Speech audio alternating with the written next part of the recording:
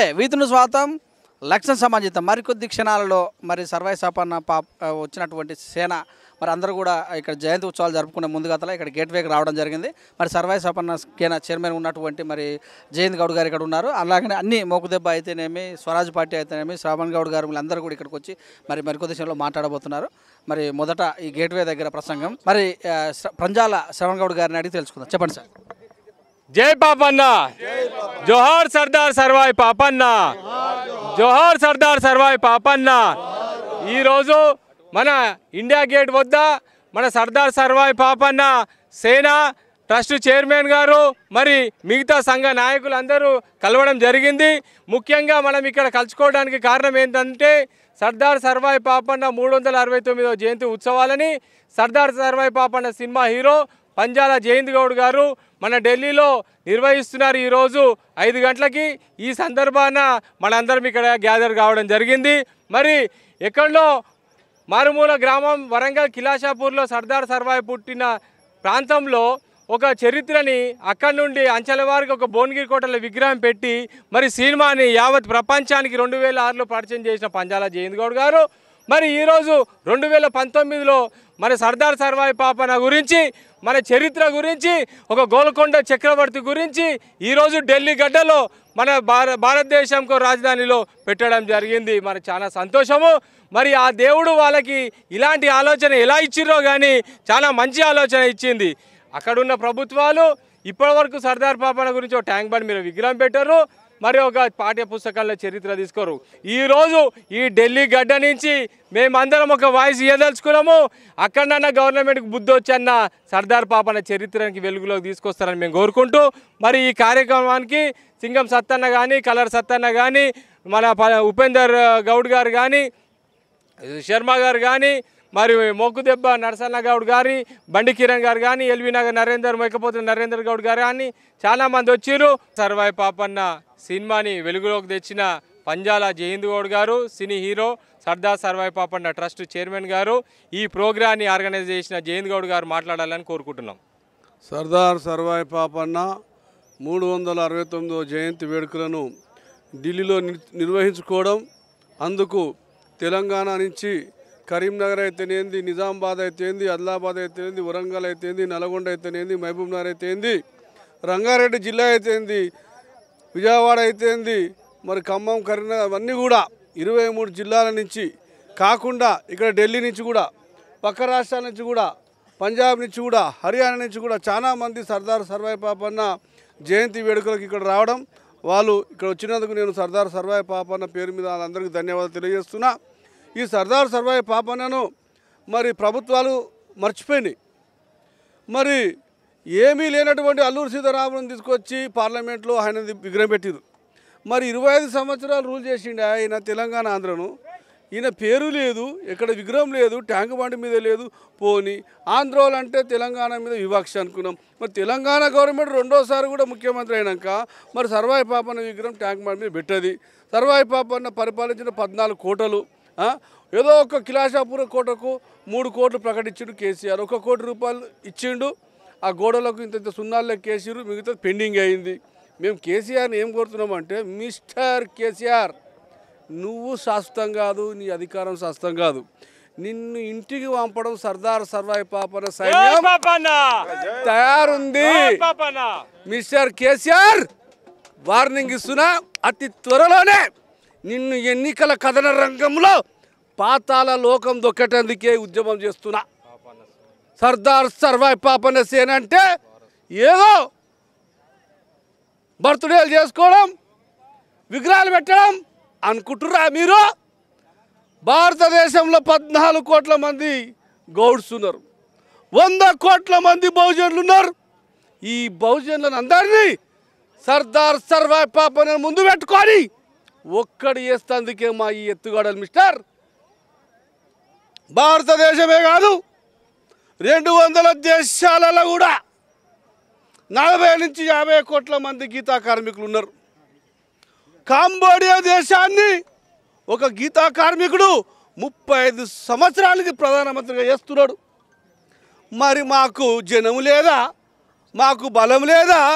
కాకపోతే మా బహుజన నాయకులందరూ ఒక కోటి 2 కోట్ల రూపాయలు రాగానే ఓసీల ఎంబడి పోయి దండం పెట్టి ఒక ఎమ్మెల్యే అవుతారు, ఒక ఎంపీ అవుతారు, అంతకంటే ముందు మంత్రి అవుతారు. అరే అది కాదే బాబు, మేము చేసేది భారతదేశంలో ఏం చేస్తామంటే 5 లక్షల ఇన్కమ్ లోపల ఉన్న వాళ్ళందరికీ రిజర్వేషన్ ఇవ్వాలి.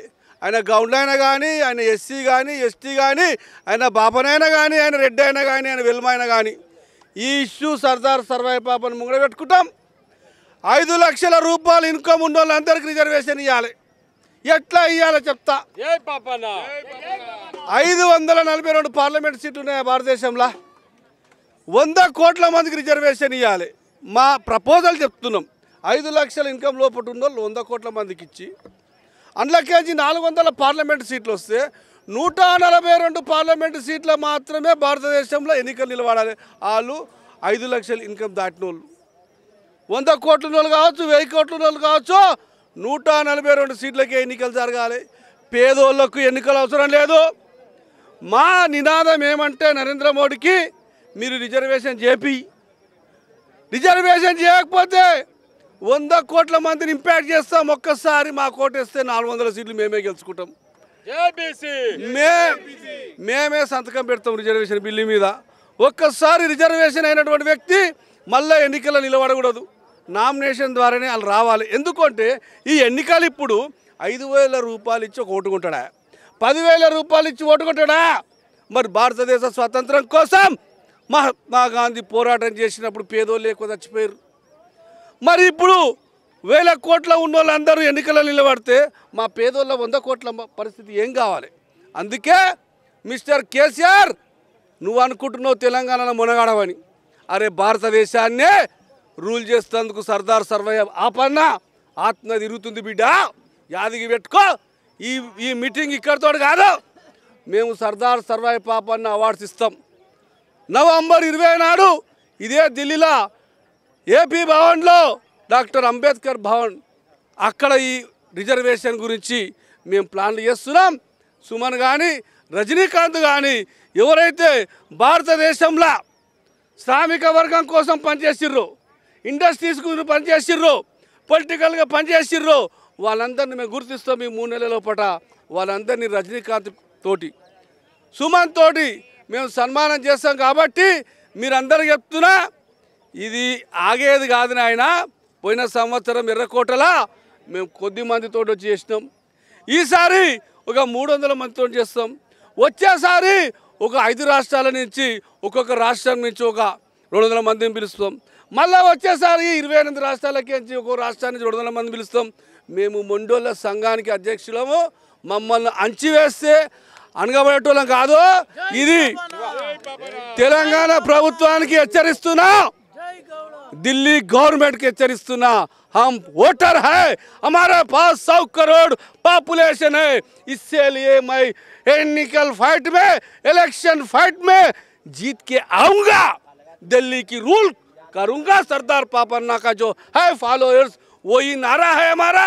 इसके लिए हम सब एक है, सब मिलना, हरी बोलना, एससी एसटी आवाज दो, आवाज दो.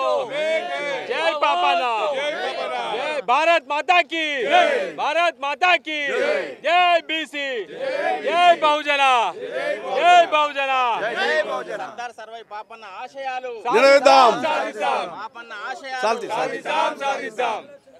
भारत में जितने भी लोग हैं, एससी लोगों को इकट्ठा करता हूँ, एसटी लोगों को इकट्ठा करता हूँ, ब्राह्मण लोगों को इकट्ठा करता हूँ, रेडी लोगों को इकट्ठा करता हूँ. पूरा गरीब लोगों का 100 करोड़ आदमी को हम जमा करते हैं. हम इलेक्शन फाइट में हम जाने के हैं. आप लोग इत्मीनान से अल्लू लड़ेंगे. 12 साल के अंदर इंडिया को रूल करने का वादा कर रहा हूँ. कोई भी फाइट हो दो, अभी स्टार्ट करे तो 12 साल में उसको रिजल्ट आता. चंद्रशेखर राव जी ने तेलंगाना को 12 साल के बाद ही उसने सीएम बना. आप ये मत समझना आधी रात में अपन रूल नहीं करता. इसके लिए अपन मेहनत करना है. हिंदुस्तान के सारे गांव में, हिंदुस्तान के सारे स्टेट्स में अच्छे अच्छे लोगों को चुनना है. कौन काम कर रहे पब्लिक के लिए? जो एमएलए एमपी को पकड़ना नहीं है, गरीब लोगों को पकड़ना, उसके साथ जाके काम करना. हिंदुस्तान में आगे जो इलेक्शन आ रहा उसके लिए अपन तैयार करना है। इसके लिए हम और भी आगे बढ़ेंगे। अभी नागेश्वर राव जी ने बात करना है, इसके लिए बहुत कुछ काम करे उन्हें, उपेंद्र जी ने, नागेश्वर राव जी ने, सब लोग अपना नरसा गौड़ ने, श्रावण गौड़ ने, अपना मधु गौड़ ने कम से कम 1 महीने से लोग बहुत हार्ड वर्क करके, और बहुत से लोग आंध्र प्रदेश में है, तेलंगाना में है, दिल्ली में भी है, सबको मैं चुन चुन के लड़ाई शुरू कर दूंगा। जय पापन्ना, जय पापन्ना। మళ్ళీ ఈ సందర్భం గురించి మన ఉపేందర్ గౌడ్ అన్న 2 విషయాలు మాట్లాడాలని చెప్పి కోరుకుంటున్నాం. జై సర్వై పాపన్న, కొనసాగిద్దాం. సర్వై పాపన్న జయంతి ఆగస్టు 10 నుంచి స్టార్ట్ అయింది. 18 తారీఖున జయంతి ఉన్నది. కాకపోతే జిల్లాలలో అన్ని జిల్లాలో విగ్రహాలు ఉన్నాయి కాబట్టి మేము ఆగస్టు 10 నుంచి స్టార్ట్ చేశాము. ఈరోజు 19 తారీఖు ఢిల్లీ కోటలో మన జయంతి గౌడ్ ఆధ్వర్యంలో వారు సర్వై పాపన్న చరిత్ర గురించి ఢిల్లీ గడ్డపైన వినిపించిన భావంతో ఒకటి మాకు బాధ అనిపిస్తుంది. ఏంటంటే సర్వై పాపన్న చరిత్రను లండన్ మ్యూజియంలో ఉన్నది, మన తెలంగాణ ఎందుకు మా బాధపడుతున్నాం మేము. అదేవిధంగా ఈరోజు సర్వై పాపన్న చరిత్ర వాయిసు, ఆయన ఒక దళిత బోధన విప్లవ వీరుడు, బీచ్ నాయకుడు.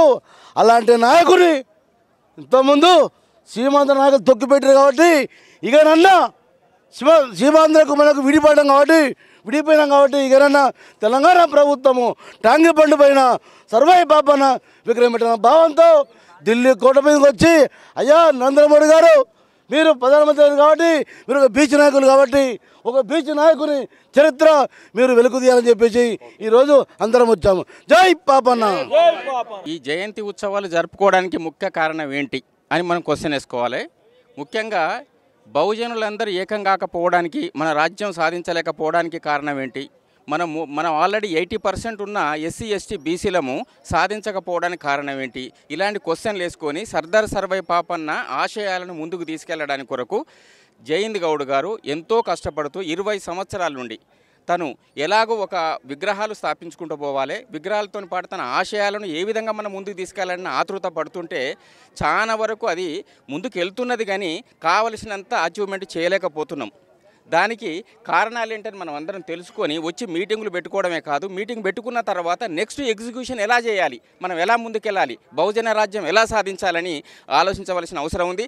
అదే విషయంలో ఓన్లీ తెలంగాణనే కాకుండా ఇండియా లెవెల్లో, ఈవెన్ వరల్డ్ లెవెల్లో కూడా తీసుకుపోవడానికి ప్రయత్నం చేస్తున్న జయంతి గౌడ్ గారికి మా స్పెషల్ కృతజ్ఞతలు చెప్పుతూ, దీన్ని ఎలా ముందుకు తీసుకెళ్లాలని సపరేట్ మనం డిస్కస్ చేసుకొని ముందుకు వెళ్ళాలని. ఈ ఢిల్లీలో ఈ 369 ఇప్పుడు ఎందుకు ఢిల్లీలో చేసినామో మన కారణం అంటే,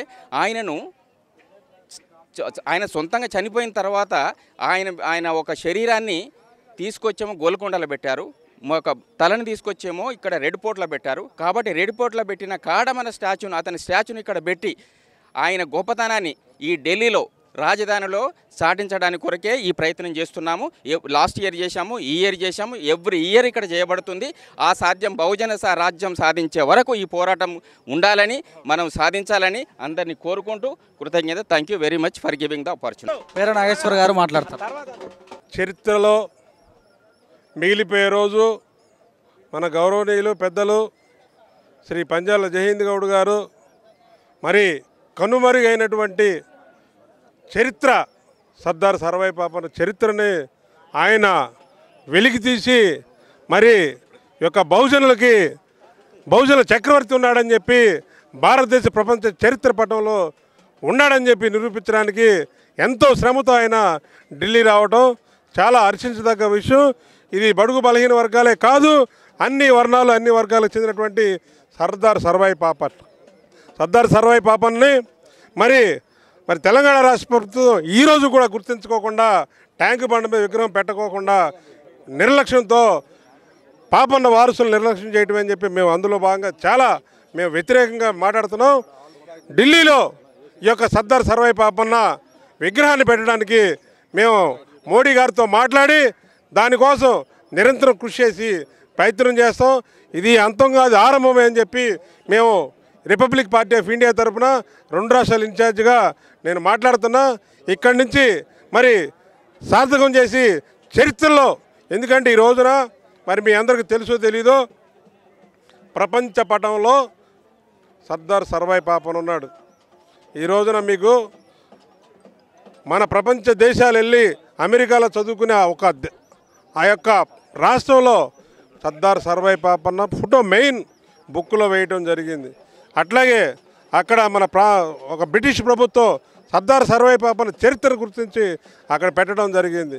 మరి ఎంత మహోన్నతమైన వ్యక్తి, అట్టడుగు జనాలకి ఎంతో సేవ చేసిన వ్యక్తి మరి కనుమరుగవుతున్న తరుణంలో మరి సర్దార్ సర్వాయి పాపన్న సినిమాని తీసి మనందరికీ మార్గదర్శకంగా ఉన్నటువంటి జై హింద్ గౌడు ఆచార్యులు అందరూ కూడా మనం ఫాలోఅప్ అయ్యి యొక్క విజయాన్ని అందరం సమకూర్చుకొని ముందుకు తీసుకెళ్దామని చెప్పి జై పాపన్న, జై హింద్ గౌడ్. రోజు ఢిల్లీలో సర్దార్ సర్వాయి పాపన్న 369వ జయంతి కార్యక్రమానికి మరి వచ్చినటువంటి వారందరి పేరున ఉద్యమాభినందనలు తెలియజేస్తూ, మేము తెలంగాణ గౌడజన హక్కుల పోరాట సమితి మోగ్దెబ్బ రాష్ట్ర కమిటీ ద్వారా ఏదైతే పంజాల జయంతి గౌడ్ అన్న తలపెట్టినటువంటి ఒక మహా కార్యక్రమం అయినటువంటి మరి ఎస్సీ ఎస్టీ బీసీ మైనార్టీల మరి హక్కుల కోసం పోరాడినటువంటి మరి సర్దార్ సర్వాయి పాపన్న గౌడు ఆశయాలు నెరవేర్చాలని చెప్పి ఎస్సీ ఎస్టీ బీసీ మైనార్టీలందరూ కూడా ఐక్యం కావాలని చెప్పి రేపు రాబోయే రోజులలో ఏదైతే 100 కోట్ల పైన ఉన్నటువంటి దాంట్లో 75-80% ఉన్నటువంటి ఎస్సీ ఎస్టీ బీసీ మైనార్టీలకి వాళ్ళ రాజ్యాధికారంలో వాటా లేకుండా అణగారిన వర్గాల ప్రజలందరూ కూడా అగ్రవర్ణాలకు సంబంధించిన వాళ్ళు అణచివేస్తూ మరి రాజకీయంగా ఆర్థికంగా అన్ని విధాల దోపిడీ గురి చేస్తున్నటువంటి తరుణంలో సర్దార్ సర్వాయి పాపన్న 350 సంవత్సరాల క్రితమే మన తను స్వయంగా ఒక దళిత బహుజన ఎస్సీ ఎస్టీ బీసీ మైనార్టీ నాయకులకు నాయకత్వం వహిస్తూ దాదాపు 20-25 కోటలు జయించినటువంటి మహనీయుడైనటువంటి సర్దార్ సర్వాయి పాపన్న గౌడు చరిత్రను మరి కనుమరుగు చేసినటువంటి ఇలా పాలకులకు ఖచ్చితంగా గుణపాఠం చెప్పడం కొరకు ఇవాళ మరి ప్రజలు ఎస్సీ ఎస్టీ బీసీ మైనార్టీలు అందరూ కూడా ఐక్యంగా పోరాటం చేసి సర్వాయి పాపన్న గడ్డ పైన ఎర్రకోట పైన బీసీల జెండా ఎగురవేయడానికి అందరూ కూడా కృషి చేయాలని సందర్భంగా పిలుపునిస్తా ఉన్నాం. వందనాలు వందనాలు వందనాలు నీకు సర్వాయి పాపన్న, వందనాలు వందనాలు వందనాలు నీకు సర్వాయి పాపన్న, వందనాలు వందనాలు వందనాలు నీకు సర్వాయి పాపన్న, వందనాలు వందనాలు వందనాలు నీకు సర్వాయి పాపన్న, వందనాలు వందనాలు నీకు సర్వాయి పాపన్న, తెలంగాణ గడ్డ మీద పుట్టిన వన్న సర్వాయి పాపన్న,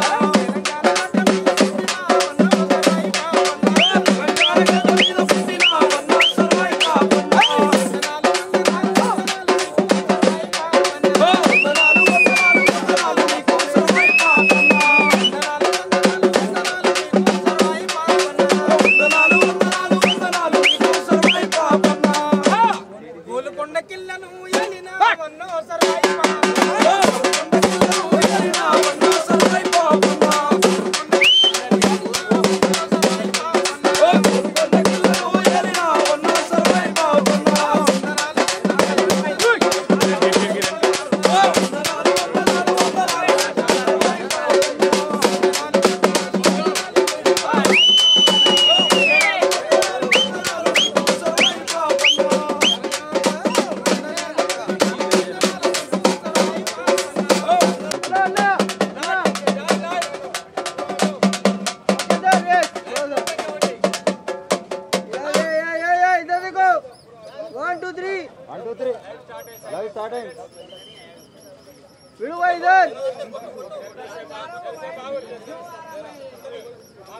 ఓకే 1 2 3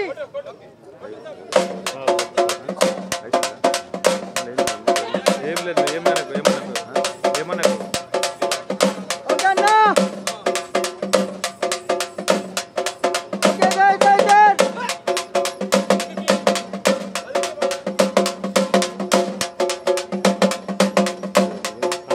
ఆయన చూస్తున్నట్టు ఓకే ఇంటికి రా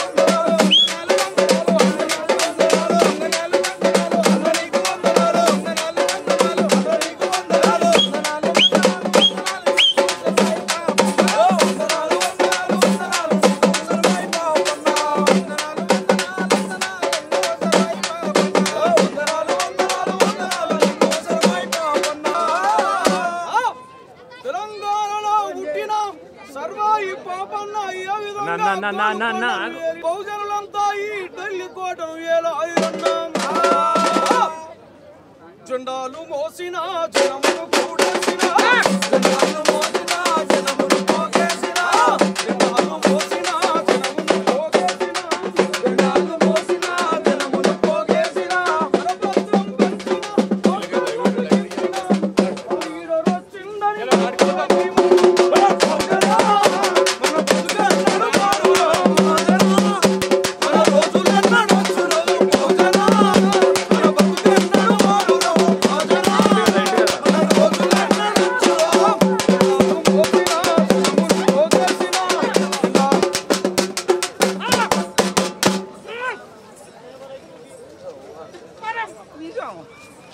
మొత్తం వాళ్ళే వచ్చింది